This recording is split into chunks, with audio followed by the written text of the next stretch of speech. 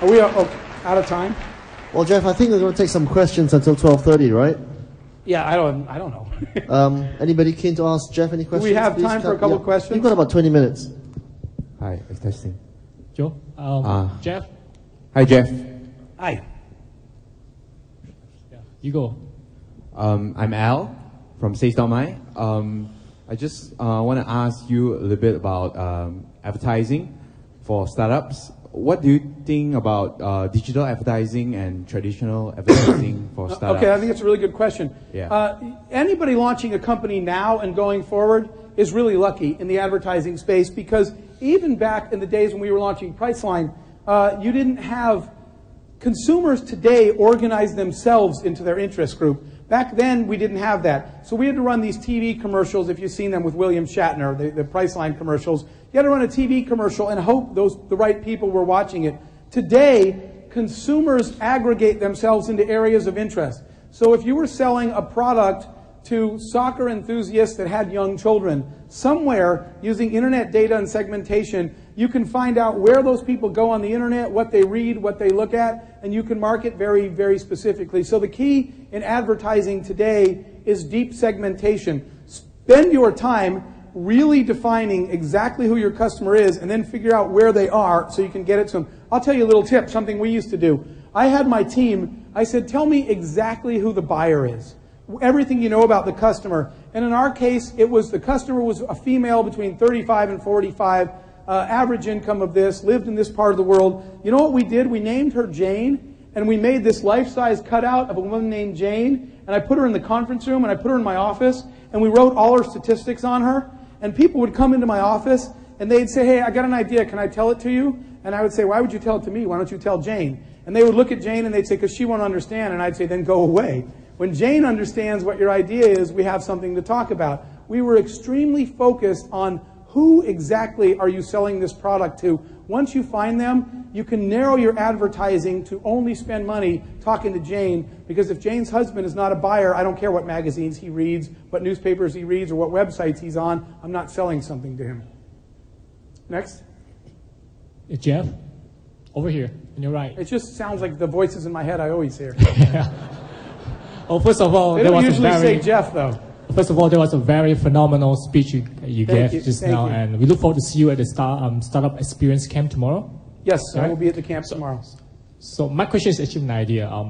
Have you ever thought of doing a travel auction? I mean, like, all these goods are perishable, right? Hotels, flight tickets. So would it be a good idea to put it on an auction? People can bid on it for a very good price? Okay, so I'll say something about that, even though that's a very business-specific question. Auctions in a lot of industries, here's the issue with auctions. Auctions have overhead because somebody has to manage the auction. The reason that it works on an eBay is because eBay doesn't manage the auction, you do. It's your product, it's your auction, you do all the work to manage and process that auction. When you do it in industry, for somebody at a hotel, or the overhead process for managing an auction sometimes eats up your profits. So there are industries and products where auctions work, and there's industries and products where auctions don't work. It also depends on time sensitivity, price sensitivity. There are people, you ask the travel industry, there are people now that are building auction sites in that space, but there's a bunch of dynamics about auctions and about consumers, by the way. We live in a society worldwide where people want the answer now. The hard part about an auction is I have to wait 3 days to find out if I won. So let's take the travel case. If I'm auctioning on a hotel room, and 3 days later I came in second, I didn't buy another hotel room because I was trying to win this one, and I've lost 3 days of pricing in the auction. So it's not obvious in that space. So where are we going, over here this time? Hi, I'm Alex. Well, you're talking there, but I hear you here. Yeah, this is about your info sponging. Yes. Right. So I do that, but I do that too much to the point where I'm supposed to be working. And I did say 20 minutes, and then you got to cut it off. Yeah. So sometimes ideas tend to come too much, too fast. So how do you think you filter? How do you manage? And when do you say, okay, that's enough, let's just do this idea, or when do I pitch? Okay, so you know what? That's a really good question. And let me broaden your question a little bit, because you know what happens to startup companies? You have no money coming in. So you have a product, and you're trying to build this, and then somebody offers you money for this. And your question is, if I take this, at least I can eat, I can make some money, but I'm not really working on the product itself. So keeping focus is really, really hard. You bring up a really good point. And every new company and every small business has to deal with sacrificing their focus and getting out of focus a little bit versus taking some money to do that. I think that, here's the problem, I'm going to say it again. Oh, don't do that, I look even fatter on that thing. Make it a picture again or something. When you're, now I've lost my focus. What an ironic moment. Staying focused on your product requires sacrifice, because what you say is, what we try to do is we try to set out a timeline. How long can we afford to not pursue revenue opportunities that are not relevant? How long can we stay focused on it? So what I was going to say is, the truth is, hard work and sacrifice are absolutely the nutrients of growing entrepreneurship. And you have to tune those things out. The best companies were the ones that stayed narrowly focused on delivering something up front. And by the way, find one thing and do it better than anybody else before you try to do everything. Let me give you a couple of internet examples. Amazon, I spent time with Jeff way back when. They always wanted to sell everything, but did they? No, they sold books. And they said, let's become the best book-selling experience on the internet, and we'll be so good at the transaction that you'll come back later and say, okay, you've nailed books, what else can you sell me? A great recent example, I was at a speaking thing recently with Tony Hsieh, the Chinese founder of Zappos. And Tony was talking about the fact that they always knew they were going to sell handbags and accessories, but all they sold was shoes. Let's be the best shoe website on the planet, and the shoe buyer is going to say to us, I love doing business with you. Can I buy a handbag from you? Can I buy clothing from you? So being really good at something you can be really good at and tuning everything else out is really, really important. You got to find a way to stay focused and finish the thing you set out to do instead of getting distracted 15 times. I just think it's ironic that I'm talking about distraction. Thanks. Okay, Middle? Hello, my name is Kevin. I'm still a student and studying property management.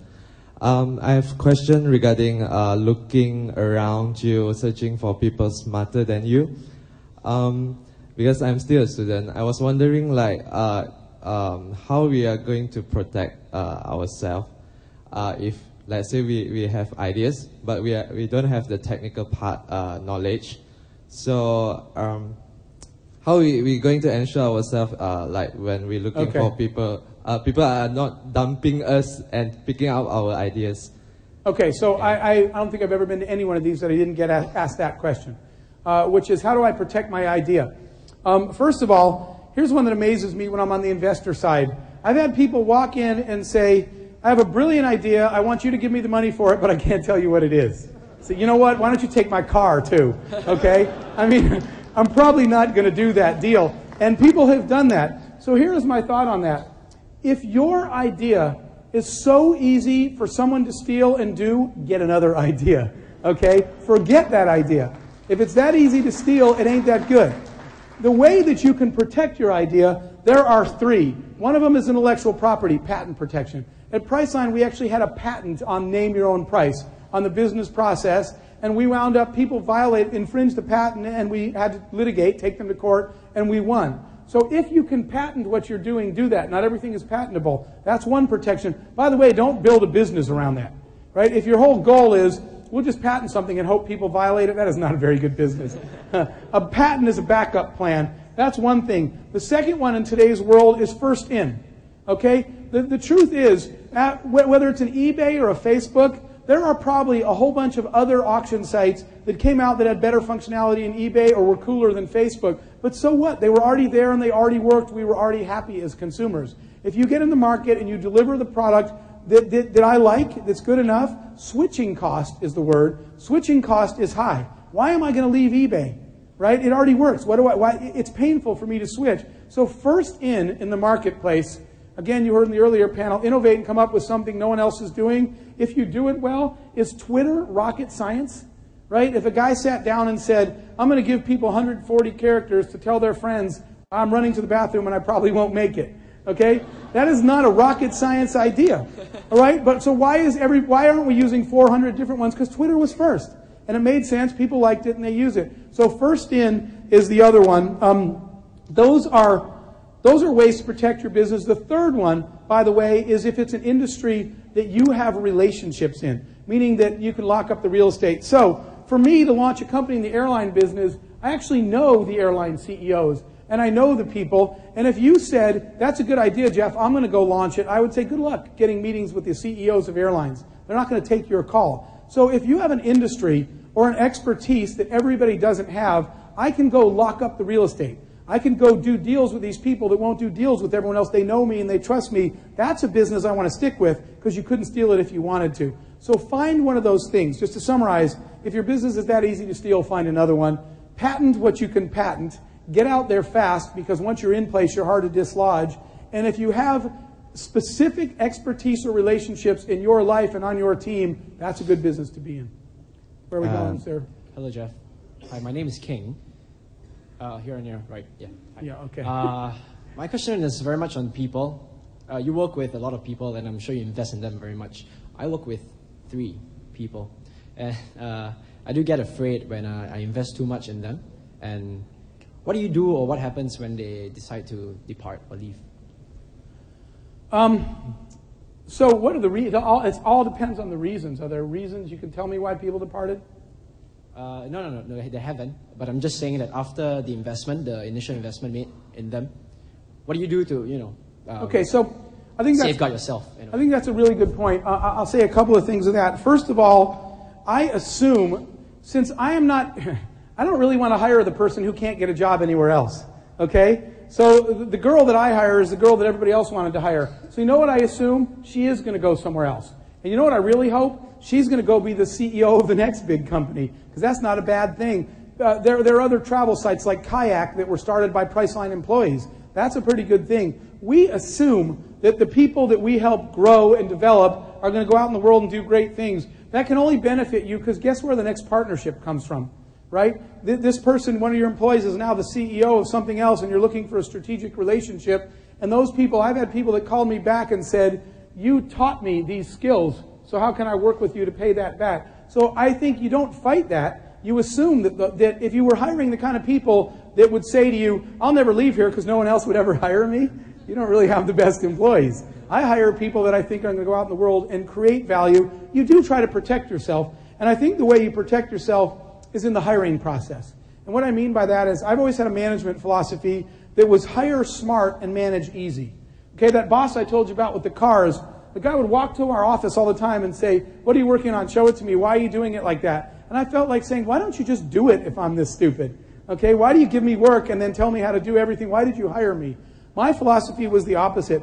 I spend a ton of time trying to find the right people and talking to them at length. But once I hire them, I assume they know what they're doing, they're smarter than me, and I get out of the way. So part of that is the cultural fit. The kind of people, if you spend your time in the upfront process hiring them, when they leave, you should not have hired the kind of person that said, I'm quitting and I'm stealing all your secrets and I'm going to try to bring this company down. I've never had to deal with that because we spent a lot of time making sure that the quality of human being. A resume is one thing, but I don't really hire resumes. Right? My whole life I have hired attitude, enthusiasm, character, and integrity because those things you can't teach. And I can teach you how to code. Rebecca told you can learn how to code online. I can teach you. I can send you to school to learn you how to code. I cannot send you to school to learn to be a good person. So all I can tell you is they will leave and spend a lot of time making sure that you're hiring the kind of people that you're proud of when they leave. Thank you. Jeff, I've been told that your blue skies thinking is actually fantastic. So since we have a few minutes, can you tell us about your blue skies thinking? All right, I skipped that slide in the interest of time, but we do these sessions we call blue sky sessions. We do this like once every couple of months. We gather a bunch of people, and I love doing these. You know, I'd love to do one of these sometime right here in Malaysia. We get a bunch of people, we go in a room, we get comfortable, right? Because it's all about the environment. You have to feel like you're ready to contribute. So people wear whatever they want to wear. Well, I would always let the employees pick a room where people could lay on the floor, whatever. We get food in there. What you're trying to do is free your mind and think about a problem. But here's what we do that might be a little bit different. If you had worked in the travel industry for 20 years and somebody said, let's innovate the travel industry, what you're going to do by default is you're going to look at the 20 years of the travel industry, and you're going to try to see if you can improve it. You know what you're doing? Excuse me. You're keeping all the inefficiencies and all the bad history of a model, and you're just trying to push it forward. So you know what you're going to build? Travel 21.0. So you know what we do? We pretend the industry doesn't exist. When we do a blue sky, we pick a problem, we pretend the industry doesn't exist, but we do something that's going to sound even more crazy to you guys. We pretend that there's no gravity, that there's no rules. And what I do is I tell people, let's just pretend, I'll give you an example real quick. Let's just pretend there's no gravity, there's no rules. We're designing this industry from scratch. What would you guys do? And to make this a little clearer, I'll give you the example. One day we were talking about the fast food industry and the McDonald's and things like that, because that's obviously very, very big in our culture. And the problem we were trying to solve that day was, it's called fast food, but it's kind of painful. The drive-through line is really long. When you get there, you have to, I said, no pickles. And I said, I just told you, no cheese. And they say, so you want a burger with cheese? No cheese. Double cheese? No cheese, right? You have the whole conversation. Then when you finally get up to the line, they make your order. Then you got to take your wallet out and pay, and they make change, and the whole thing's painful, right? So we did a blue sky on what we could do. Here's the difference. If we were staring at the drive-through lane and we said, maybe you make the lane 3 feet wider, we're just trying to make drive-through 21.0. What we did is we pretended there was no gravity. So one of my guys said the following. He said, okay, no gravity, no rules. And I said, so then how would you design fast food if none of that applied? And he said, have you ever been to a sporting event or a concert where they have these cannons and they shoot T-shirts up into the crowd? Have you ever seen those? Anybody? It's a cannon, and they put a T-shirt in it, and they fire it up into the audience at a football game. He said, I'm not even going to stop my car. I'm going to call McDonald's on my cell phone, then I'm going to open the window, and they're going to take a cannon and shoot lunch into my car. Okay, that is blue sky thinking. So we said, okay, you can't do that, but what can you do? And in the interest of time, I'm going to skip it. At the end, we actually wound up with a design for a company that we launched that has a little electric eye that sits in the parking lot. It sees your car when you're pulling up to McDonald's. It looks at your license plate, it looks at your orders, it looks at your history. It can get your credit card if you want to do that. The point is, instead of, welcome to McDonald's, may I take your order, and I give the order, when I pull up, they say, oh, that's Mrs. Jones. She comes every Tuesday and Thursday after soccer practice. She gets her kids the same meals. Her daughter likes orange soda. When she pulls up, they're just holding the bag out the window. You know what else? They say, look, we notice you come here every Tuesday and Thursday. You don't have to pay anymore. Just swipe your credit card, and we'll bill you once a month, so you don't even have to count change out anymore. And you know what? If you're willing to bill once a month, we're going to sell you a new subscription to kids' meals. You can buy 30 in advance for $1.79 instead of $2.49. The point is, all that innovation came because some guy said, can't you just shoot me lunch in a cannon? We would have never gone down that path if we didn't start at this end, if we started at that end. So that's a blue sky session, is thinking of thinking. It's trying to innovate by pretending you were starting completely fresh. Where are we? Here. Hi, Jeff. Hi, my name is Johnson. I started a company in a gaming space, and I'm kind of lucky enough to have a support structure of advisors and mentors that have relevant experience in the field, and they're really smart people. But I noticed that in every scenario that you put to them, you get conflicting advice, and these are really smart people. So I'm wondering what's your thought process and how you personally deal with that. Deal with, wait, I want to make sure I understood the question. Conflicting advice. So like, yeah, because I have a bunch of really smart people, and individually they give me different directions to go to. How do you personally deal with that? Okay, so it depends. Back to what I was talking about earlier. It depends entirely on which advice that what they're giving me advice for. When I have, everybody will give me advice on a product, and back to what I told you before. If these are not people that shop at the discount grocery store, I don't really care what their advice on the product is. I need to go ask the person that I want to pay for this product. So I listen to the advice and I thank people, but a lot of times I just shrug and think, you're not the target customer. I need to talk to Jane. If you are not Jane and you don't live Jane's life, your opinion is only mildly interesting to me. I only care about Jane's if she's my customer. So when it's about the product, so my answer to your question is, I tend to segment the advice I'm getting. When I'm trying to solve a financial problem, that is not my strength. So when a CFO, someone in that business, is talking to me, I grab a pen and a pencil, I write everything down, and I ask a million questions because that advice has a value in an area that I don't know. So I really try to be careful about who's giving me advice, what area are you giving me advice for, and are you qualified for that advice? And then I make sure I just segment it accordingly. One thing that you always do is always be respectful of anybody that will give you their time, right? Even when I don't agree with the advice, I make it a point to say, thank you very much for taking your time to help me out, even if the advice doesn't matter. Because in the end, you know, people are busy. And when somebody's taking their time to help you with their venture and they get nothing out of it, you need to respect that. So I do make sure I always thank people, but even though a lot of times I segment it, one time a guy said, "You're not taking any notes." And I thought, what am I going to say now? Well, you're not saying anything interesting? I literally just grabbed a pen and started writing down, "I am not taking any notes." So he felt better because I was writing something down on a pad of paper. I didn't want to be disrespectful, but he was talking about stuff that he didn't know anything about my business. Do we have time for any more? Yeah, of course. Do we have any more? Okay. Okay, hi. All right. I have one question. Can you please elaborate more on the last thing that is look for convergence and disruptive event? That's it. Well, say that again. I want to make sure I got the question. Can you elaborate on look for convergence and disruptive? Okay, yeah. So convergences and disruptions on the things that you look for. What I try to figure out did something happen while I was sleeping that creates an opportunity that didn't exist before? So, earlier the guys were talking about Sean Fanning and Napster. That would have been a perfect example of a disruption. The only way you could play a song was to buy a CD, because songs only came on CDs. And one morning we woke up and there was articles about this new thing called an MP3, a digital format for a song. So you know what? Somebody needed to wake up that morning and say, that's a disruption. All of a sudden I can do something different today than I could do yesterday, which means I can get a song digitally instead of physically now. What business opportunity that creates? So as you go through, you will find a lot of people that woke up one morning to see what they could do today that they couldn't do yesterday, and they found that something changed that enabled an opportunity. You couldn't really do a YouTube, right, until you had some kind of broadband streaming online. So if you woke up one morning and you were doing our info sponging, and you said, broadband streaming, what's that good for? And you let your mind flow and think of all the things you could do.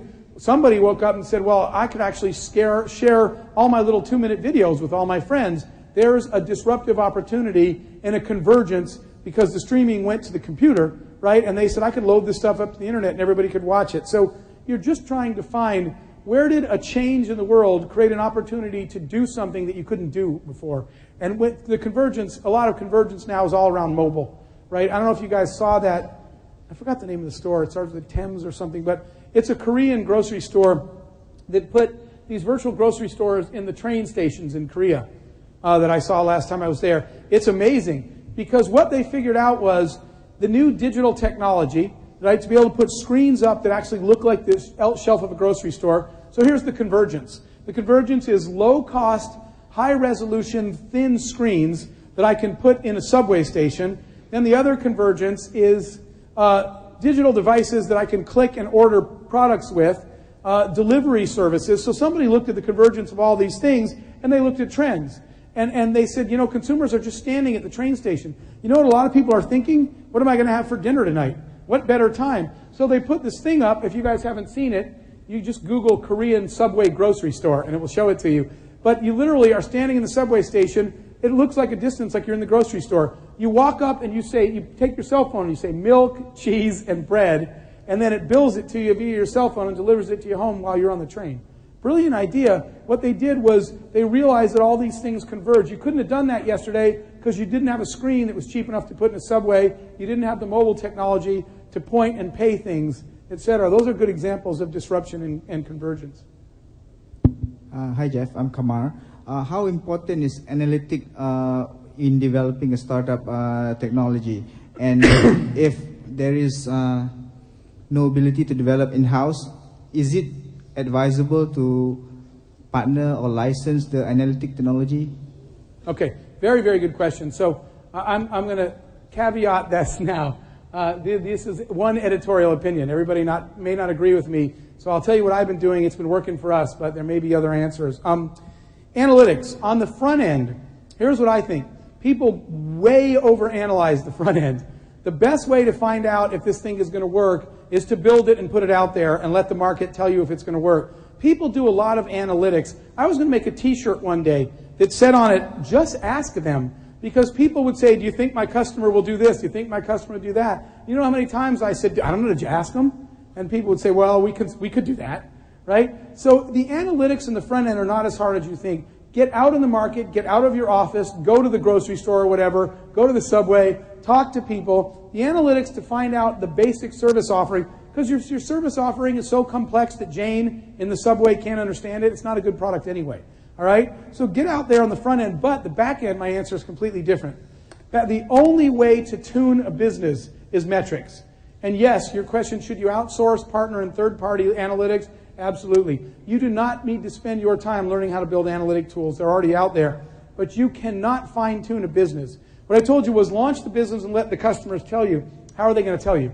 They're not going to tell you unless you are collecting performance and usage data. You have to have analytics. You have to. When I look at a business plan, it's funny because a lot of entrepreneurs think a business plan is where you list all the answers. We already know you don't know the answers. We launch businesses too. Anything after 24 months, you're making it up. All right? When somebody comes and says, here's my 7-year plan, I said, you're lying for 5 years. Okay? We know you don't know that. So a business plan is not a place to list all the answers. A business plan is a place to list all the questions.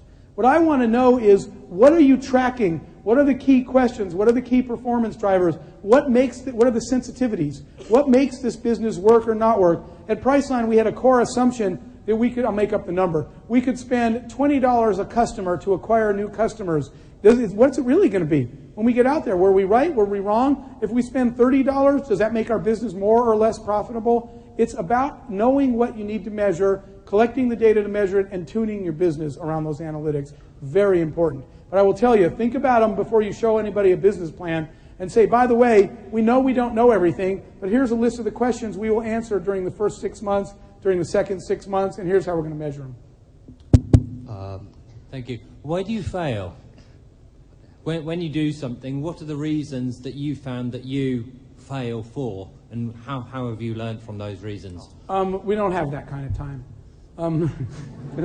I could give you that list. Interesting. I use sports as an analogy a lot, but years ago, just very quickly, years ago, there were some athletes in the U.S. that started an internet company, and I got asked for some advice.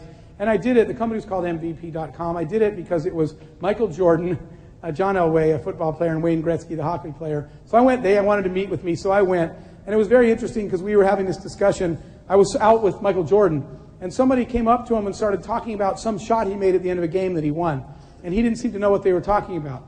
And I said, you don't remember every game-winning shot? He said, not at all. And he said, but I can tell you in painfully slow motion every single shot I missed that made us lose the game. He said, I see them over and over again. I know my mechanics were wrong. I didn't jump high enough. I wasn't squared up. It occurred to me that when I heard that story, I went back to my business and I created these things called a post-mortem, right, which is what they use in the autopsy business. But we do a post-mortem. Every time something goes wrong, I grab everybody that was working on it right then, that day. I said, before you go home, we're doing a post-mortem. We go in a room and we say, let's relive everything that happened. Let's see what we did wrong while it's fresh in our memory. Let's break it down until we find out not what we did wrong, but why we did it wrong. And then let's change some process so this doesn't happen again tomorrow. So every single time, unfortunately, the answer to your question is it's been different.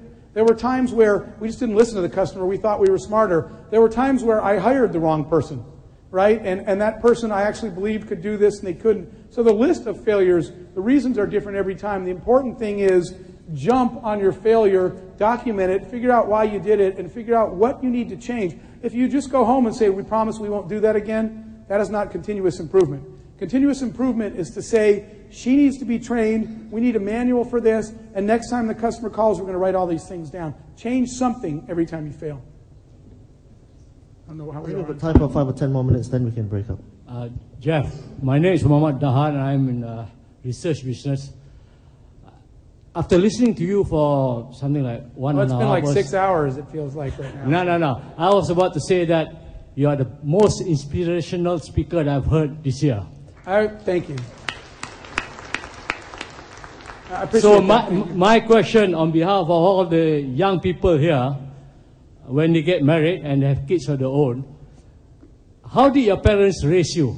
Thank you very much. Actually, I do think that's a very fair question because it has everything to do. Environment matters a lot. You can overcome. Here's what I don't like, though. There are a lot of people that their excuse is their environment. Well, I was raised this or that. You're just making excuses, right? There is always a way to overcome. You cannot control in life being a victim of something. But you can control whether you continue to be a victim. If things are tough in your life and things go bad, okay, it's bad. You're allowed some time to feel bad about it and to deal with it. But then you make a decision. Am I going to keep being a victim and making excuses my whole life, or am I going to get up and get out and do things? I did not have everything easy and everything perfect. I was just always willing to work hard, learn, and I was never afraid to try. Failure really didn't bother me. Not trying bothered me. But I will say, to your point, that I had a mother, and I grew up in a single-parent home without my father.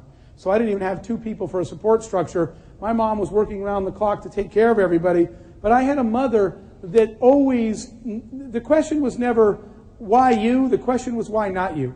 I grew up actually thinking, why not me? If I saw somebody succeed at something, I didn't say, wow, she's really smart, I'll never do that. I said, well, I wonder why I couldn't do that. I probably can. So my mother's attitude was always to tell her children, why not you? Why are you saying you can't do something you never even tried? And I think for all of you, as parents, spouses, friends, relatives, whatever you do, you may not be able to advise the entrepreneur in your life on the business. I don't know manufacturing, I don't know whatever, I can't help you. But you absolutely play a really big role on the days that they're down and saying, look, I know you feel like nobody believes in you, but I do. And that little bit of air under your wings makes a really big difference. So I'm glad you asked that.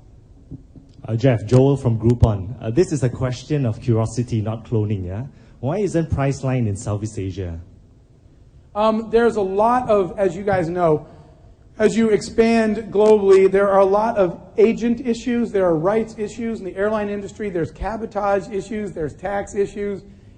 Some things in some markets have to do with the market. Some markets you look at and you say, consumer behavior and the average margins and the buying patterns don't make this a profitable business. And there's other places where the laws, the taxes, and the requirements, for example, some markets you go in Asia, you have to have an agent. You as a U.S. company can't do business there. You have to do it through a registered agent. And when you go through the process of the agent's cut, there's nothing left in it, and there's no sense launching the business. You can't make money doing it. So I won't answer specifically because it's country by country, but it's one of a couple of reasons. It's either the economics don't work because the local governments and the local taxes and everything make it just not economically viable, or there's some markets where consumer behavior, you heard that on the last panel, there are some countries where your product just won't work, forget it, right? And we heard the advice somebody gave where they took their product and said, Indonesia is great, just go attack Indonesia. So you tend to focus your business on the markets where it has the highest chance of success and don't waste your time on the other ones. Each market, to answer your question, was analyzed individually for a set of parameters. Some work and some don't. Who was next? Okay, go ahead. Hello. This is about hiring process, human resource. All right. So because we are a four-month startup, now the question is, how do you identify the right person to work with you? And actually, because some people said that it's all based on guts. I don't care about your glowing resume. I just want to know if you're a right fit for the company. Because, you know, at the end of the day, my objective of hiring people is I want you to not to work with me, but to build the company with me as a startup. And I want to know how would you identify the right person to work with you, because probably now you have human resource department, but back in the day, you hired them yourself. And we want to know that how you hire the right person to do the right job with the right culture of the company. Okay, so I'm going to tell you guys a story that another speaker from the U.S. who has a guy's last name McCann, has a company that's 800 flowers, and it's the single biggest florist in the world now. The first guy to go online, and he told me a really interesting story. And the story was this, which I have lived this through all my companies. The story was, what they do for a living is sell flowers. And you can walk through their company anywhere and stop somebody carrying a box and say, what are you doing? And they say, I'm doing this. And he would say, how does that help us sell more flowers? And the person would say, because doing this lowers the cost here, which enables us to reduce prices, which enables us to be more competitive. Whatever it is, everybody in the company can tell you how the activity they're doing right now helps sell more flowers. Why am I telling you that story? Because an important lesson I've learned as being a CEO for a lot of years now is that you don't change the work to fit the people. You don't say, well, she works here, let's figure out what she can do. The first step before you hire any employees is to make a list of business objectives. What is this company being built to do? Now I take those objectives and I say, what tasks have to be completed to achieve those goals? Now I take those tasks and I write in the next level, what skills do I need to have to do those tasks? Then I go get people and I do two things. There is a resume part. The resume part is this. I say, what can you do to help me sell more flowers off this board? And you look at the board and you say, I can do this. I have this skill, this skill, this skill. It applies to these tasks which achieve these business objectives. Now there's a business reason to hire you. But keep it focused on a specific business objective. When I'm interviewing somebody, I say, here's the flowers I'm trying to sell. Tell me how you're going to help me sell more of them. But the clincher, the overriding part is for me, is the value system, which is a corporate culture thing. If there are two people that one person has more experience selling these flowers than the other one does, but the other person is passionate, energetic, resourceful, I'll always hire attitude and enthusiasm, because you know why? The market shifts quickly. Projects change, customers change, services change. So if I got somebody that's really, really good at what they do but is not capable of handling change, that is not a good choice. You hire the person that fits your culture. Or if I got somebody that's brilliant but I don't think is ethical. I don't care how many flowers you sell. I will not sell flowers. I do not want to make more money unethically. So our focus is first, can this person achieve these business objectives and sell more flowers? And second, if they can, do they fit our values and our culture, so I would be proud to represent them? I want to tell you a quick funny story that happened to me. Procter & Gamble, the big U.S. company, was one of my customers. And one of the people that worked at Procter & Gamble, I would see this guy Lee in the office every once in a while. And one day I said, well, you've been here for a while, this trip. And he said, what do you mean this trip? And I said, well, you've been at our office for a while. And he said, what do you mean our office? And I said, well, you work for Procter & Gamble. He said, Jeff, I work for you. And I said, what? And he said, you hired me. And I said, Lee, you have done such a good job representing the customer that for a year now I thought you worked for them and not us. That is the perfect employee. He told me my job was to sell more flowers to them. I live and breathe that customer, so much so that I didn't even know he worked for me. That's the kind of fit that I'm looking for, because he knew what the objective was. He read it on the board and he said, I will go do that, and I will live and breathe that. And that was a great employee. Jeff, can we take this as the last question? Okay. Please? Okay. One more. We only have one more anyway, so. You gave some really good advice about selecting employees. I came to Malaysia with a maturing mobile e-learning company, and I'm really looking for a good team. How does it you find and gather that core team? Okay, so I think that we'll close with this, the importance of networking, because it certainly feeds right into what you're all doing here. I always look for, and that's why I do things like this. Why am I here now? You know, like I said, I'm going to fly almost 50 hours round trip to spend these last 6 hours I've been standing here with you guys. There's a reason that I do that. The next great employee, the next great idea, the next great relationship of whatever kind, you never know where it's going to be. The only way you find those people is to get out of your office and network and build relationships. So I always attended events like this. And I took an opportunity at lunch. If you came with other people from your company, how about talk to somebody you don't know, not the people you see every single day? Do a lot of networking, meet a lot of people, talk about what you do, but ask them. What are you doing? What are you trying to do? What's your career? What are your goals? You will find those people, but you won't find them. They will not come to your office, ring the bell, and say, hi, I'm the perfect employee, and I want to work for you now. You need to get out, network, and find them. Thank you guys again. I'm going to stay the rest of the day with you, so thanks. Please put your hands together for Jeff Hoffman. Thank you, gentlemen, ladies and gentlemen.